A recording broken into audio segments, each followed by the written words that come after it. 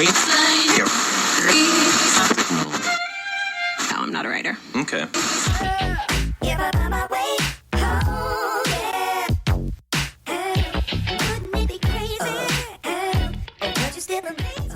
And here we go. This is Mike Lodge. I am the business advisor on most days.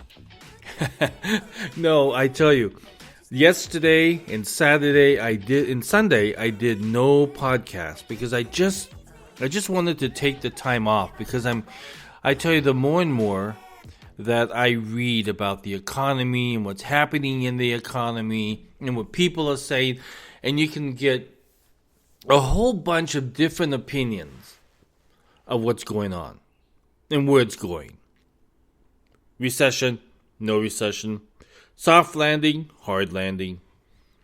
Bankruptcies. I mean, the information is all out there and it's coming into me at a fever pace every single day. If you look at some of the news that came in that Disney is going to lay off another 4,000. The Department of Justice is after 4 people for cryptocurrency fraud.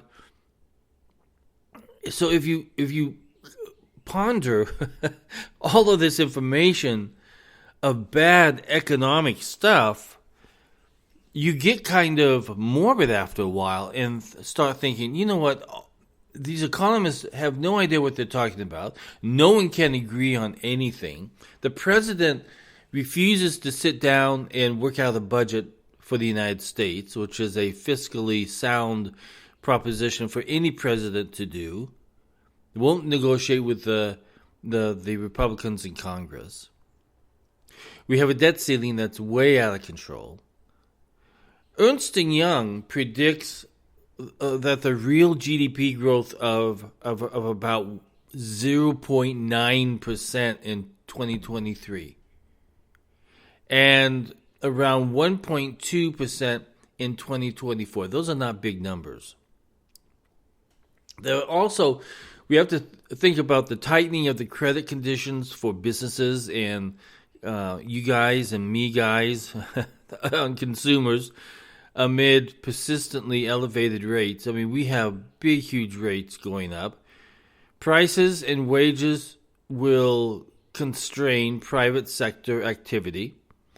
And then the unique economic conditions post-pandemic mean that any economic slowdown will be very different from the prior recessions that we have been in. The U.S. economy is likely to get worse before it gets better.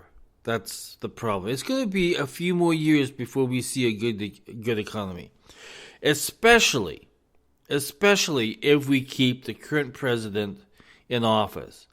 He is a total disaster. Now, if you think that I'm lying about that, look around you. Look at the amount of spending that government has done. Look how much that has driven prices up, which is called inflation. So we have a big-time problem in this country of ours. And we have to pay very close attention to what government is doing, what they're voting on, what they want to spend on, and everything else. Listen, government action creates an economic stress upon the American people. And we see it every single day. They keep wanting to do this and that, and none of it has to do with helping the American people. It all has to do with the political agenda of cutting something out of your life or controlling you more or reducing the amount of speech that you have or the amount of freedoms that you have. Now, one of the questions is on the U.S. dollar. Is the U.S. dollar going to become weaker? And that is one of the issues that we have to look at. But my gut feeling is this. The United States dollar has always been stable. It's been one of those currencies out there that is not manipulated or controlled by the United States government, but like China or these other countries where they manipulate their foreign currency. So we have a question, that is, what is going to happen with the dollar? Well, that depends upon what the government does. If the government isn't able to take on our foes out there, China and Russia and India. India is no longer a friend of the United States. We just have to realize that India is no longer and has not been a friend of the United States for a very long time. And we have to put a lot of mistrust in their dealings with China and Russia together. We have to be very careful about Saudi. Saudi Arabia now was a friend during the Trump era. They were friends. They were our counterpart in the Middle East to fight against Iran. But now with the current administration, who has no policy, I'm talking about no policy for the Middle East, no policy for Israel, no policy for the Asian nations, how we are going to deal with them. They have no policies except to stand by and watch what's happening with China going out and making and manipulating deals with all these nations. Now, will the dollar not be the foreign currency of the world that pretty much everybody uses to make transactions? I kind of doubt it. Because I think that even though that these individual countries are making deals with China, there still is that mistrust. And they also have a mistrust with Russia. The stable country that has always stayed firm has always been the United States. Unless Biden F's it up, which it seems like he's doing. But I have a feeling that the United States dollar will remain constant. It will always be used in trading because it's stable. America is seen as a stable nation, and we are.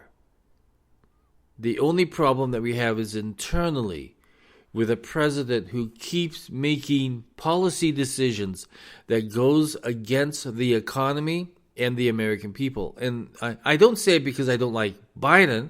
I've always been amused by Biden. I have watched Biden throughout his career. I have seen him when he was a senator. And I always thought he was a nice guy, but he is not a leader. This is a management issue. This is not about Biden being a Democrat or Biden being a leader, because he's not a leader. You see, politicians don't lead. Politicians have a political agenda, and I've talked to you about this before. And once you have a political agenda that does not listen to what's going on in our nation and going on with the American people, politicians will always screw it up. And that's what we've seen. And that's what we feel is happening at this very moment in time. Has nothing to do with Democrat or Republican, no. I mean, they want you to believe that, but it basically boils down to an individual who has no understanding of the economy. He has no understanding of what it takes to run a business. He has no understanding of the individual economy that you and I have to live in every single day. He has no understanding of money, except when it comes to taxing to get more money to pay for government spending. And that is not the kind of leader that we need. We need somebody who's going to go out there and negotiate trade deals, negotiate tax deals, negotiate oil deals, negotiate and keep on negotiating. It's a constant battle to negotiate. That's what a strong country does, is they go out and they negotiate for the American people, not for their political careers. When you become president, you have to put that all to the side, because right now when you have an economy that is failing so badly, you have to become aggressive. You have to listen to what the American people are telling you. You have to listen to what the oil industry is telling you. You have to listen to what is going on in various states in the power grids not being able to keep up with electric vehicle production and use. So, if he is just pushing a political agenda for electric vehicles, that will keep going on and on and on, and he will completely shut down the nation. We still need fuel-driven cars. We still need diesel-driven trucks to deliver all of our goods and services to all over this nation. Now is not the time to be cutting off the limitations of oil and gas so that you can go to a political agenda of electric. So as we sit here in an economy where there's more and more layoffs every single day, we need to really focus on how we are managing our own personal finances. Listen, we are in a recession already. So if people say, oh, we're going to go into a recession. No. We are in a recession already.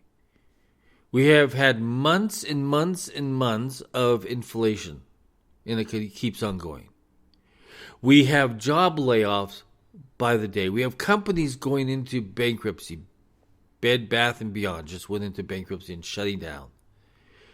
We have a lot of other companies that have been around for 75 years and longer who are having to shut down because retail and the economy are no longer working together. So we have a lot of issues that the American people have got to focus on. And the biggest focus is on our personal finances. We have to focus on that every single day. Now, tomorrow I'm going to go through about 10 different things that we need to do during this recession.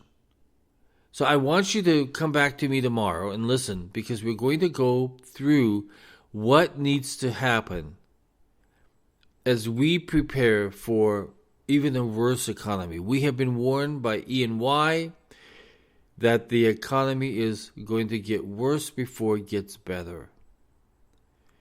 So you and I, we're smart people. We have families, we have friends, we have relatives. We have to sit down and be responsible and put together a financial plan for 2023 and 2024. That's the only way that we can make it through this. But you and I, we can do it, and we are going to do it.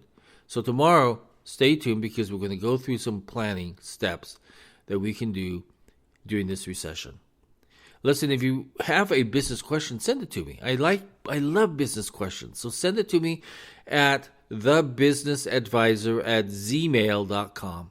And if you'd like to sit down with me and go over your budgets or do some money planning for 2023 and 2024, we can do that. Or if you have a business concern that you want to talk confidentially on, go to my website and you can book online a scheduled time with me at www.lodge-co.com.